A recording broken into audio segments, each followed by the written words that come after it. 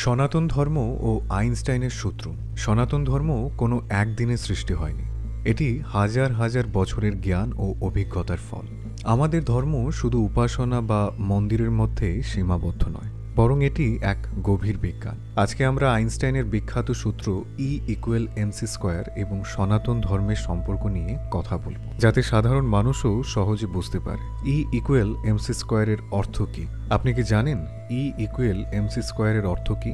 আইনস্টাইনের এই সূত্রের অর্থ হল শক্তি ও ভর আসলে একই বস্তু, তারা একে অপরের মধ্যে রূপান্তরিত হতে পারে। সহজ করে বললে, ভর মানে কঠিন বস্তু আর শক্তি মানে অদৃশ্য শক্তি বা শক্তির প্রবাহ। উদাহরণ হিসেবে ধরো, আগুনে কাঠ পোড়ালে কাঠ ধ্বংস হয় না, বরং এটি ধোঁয়া, তাপ ও আলোতে রূপান্তরিত হয়। এটি প্রকৃত শক্তির রূপান্তর। সনাতন ধর্মের দৃষ্টিতে শক্তি ও ভর। হিন্দু ধর্মে চিরকাল বলা হয় এই বিশ্ব নিত্য পরিবর্তনশীল, কিন্তু কোনো কিছুই একেবারে নষ্ট হয় না।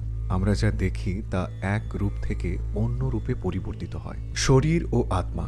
গীতায় বলা হয়েছে, আত্মা কখনো জন্মায় না, কখনো মরে না। অর্থাৎ আমাদের শরীর ধ্বংস হয়, কিন্তু আত্মা অবিনশ্বর। যেমন যখন কেউ মারা যায়, তখন দেহ শেষ হয়, কিন্তু সেই চেতনা অর্থাৎ কনসিয়াসনেস কোথাও হারিয়ে যায়, বরং অন্য কোনো রূপে রূপান্তরিত হয়। অগ্নি সংস্কার ও শক্তির রূপান্তর।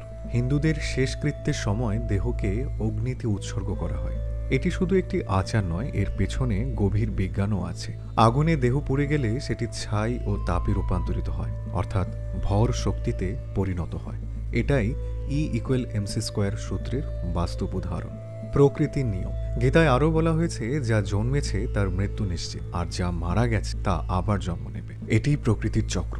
যেমন গাছের পাতা ঝরে যায়, কিন্তু সেই গাছ থেকেই নতুন পাতা জন্ম নেয়। একইভাবে শক্তি ও বস্তু ধ্বংস হয় না, কেবল রূপ বদলায়। নন ডুয়ালিটি, অদ্বৈতবাদ। সবকিছু এক ও অভিন্ন। সনাতন ধর্মের মূল দর্শন হল অদ্বৈতবাদ, অর্থাৎ সবকিছু এক। যেমন আমরা সবাই একই শক্তির অংশ।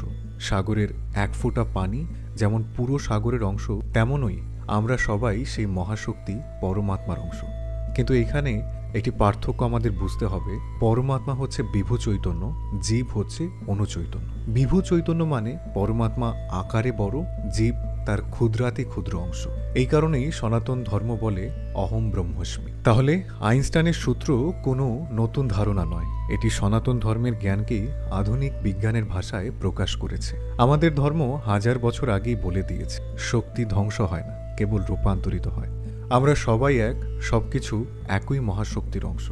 মৃত্যু সত্য নয়, এটি কেবল এক রূপ থেকে অন্য রূপে যাত্রা। এই মহাজাগতিক সত্যকে বুঝতে পারলেই বোঝা যায় সনাতন ধর্ম শুধুই বিশ্বাস নয়, এটি এক চিরন্তর বিজ্ঞান। এমন আরও চমকপ্রদ তথ্য জানতে আমাদের পেজটি ফলো করে রাখুন এবং আপনার মতামত জানাতে ভুলবেন না।